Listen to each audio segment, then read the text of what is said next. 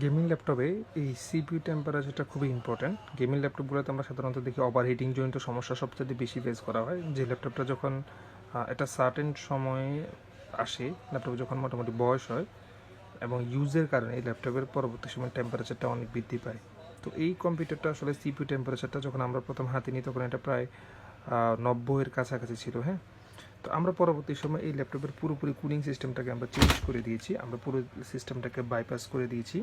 আমরা আলাদা করে এই ল্যাপটপের কুলিং সিস্টেমটাকে 5 ভোল্টে এটাকে ঘোরানোর ব্যবস্থা করে দিয়েছি এবং 5 ভোল্টে ঘোরার কারণে এই সিপিইউটি ল্যাপটপটা মূলত আমরা 5 ভোল্টে ঘোরানোর ব্যবস্থা করে দিয়েছি। তো সাধারণত গেমিং ল্যাপটপগুলোতে আসলে 2টা ফ্যান ইউজ করা হয়। তো এই এমএসআই এর এই ধরনের গেমিংটাতে আসলে একটা কুলিং ফ্যান ইউজ করা হয়েছে। তো যার দরুন আসলে এই ল্যাপটপটা ওভারহিটিং সমস্যায় অনেক দিন ধরে ফেস করতেছিল একজন ক্লায়েন্ট।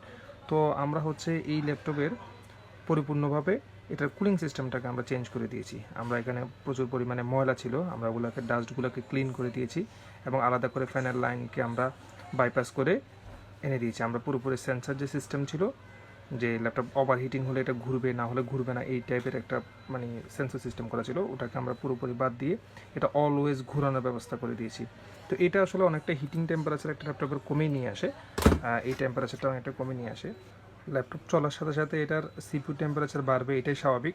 বাট এই ল্যাপটপটা আমরা যখন হাতে নিই তখন এটা নর্মাল অবস্থাতে এটা প্রায় 90-এর কাছাকাছি বা 100-এর আশপাশে এটা ঘোরাঘুরি করতো।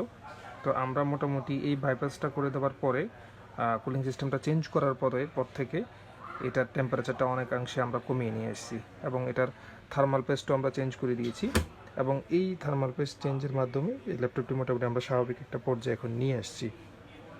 সাধারণত যারা গেমিং ল্যাপটপ ইউজ করেন তারা এই ধরনের প্রবলেমগুলো সবচাইতে বেশি ইউজ করেন, যে একটা ল্যাপটপে যখন মোটামুটি 5-6 বছর বয়স হয়ে যায় বা 5-6 বছর ইউজের পরে এই ল্যাপটপটা আসলে আর স্বাভাবিকভাবে পারফর্ম করে না।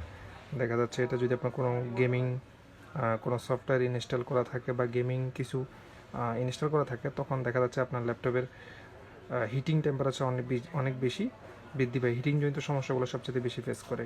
তো তখন আসলে এই ল্যাপটপগুলোর কুলিং সিস্টেমগুলো ভালোভাবে চেক করে নেওয়া উচিত, কারণ ল্যাপটপে যদি আপনার দীর্ঘদিন চলার কারণে ভিতরে যদি ডাস্ট জনিত সমস্যা থাকে বা থার্মাল পেস্টে যদি সমস্যা থাকে অথবা কুলিং ফ্যানে যদি সমস্যা থাকে, তখন আসলে এই ধরনের সমস্যাটা ক্লায়েন্টরা সবচেয়ে বেশি ফেস করে। তো আমরা এই ধরনের কাজগুলো বেশিরভাগ ক্ষেত্রে পেয়ে থাকি।